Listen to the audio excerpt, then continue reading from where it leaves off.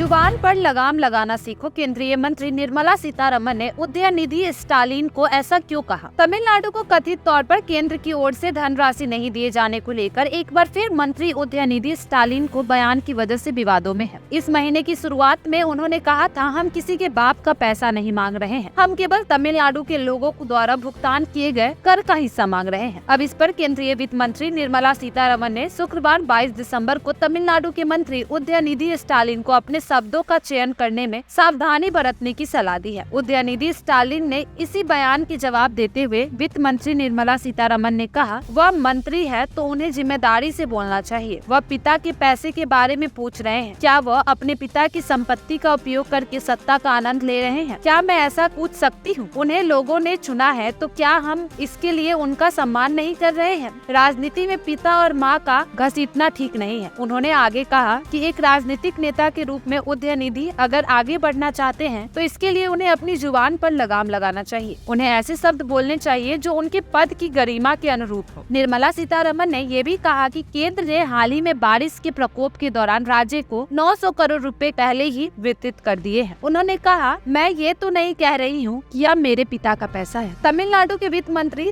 थमंग थेनारासु ने कहा कि मुख्यमंत्री एम.के. स्टालिन के अनुरोध के बावजूद निर्मला सीतारमण ने राज्य का फंड देने से इनकार करके राज्य के लोगों का अपमान किया है। यह ऐसे समय में किया गया है जब राज्य के लोग आपदा से जूझ रहे थे।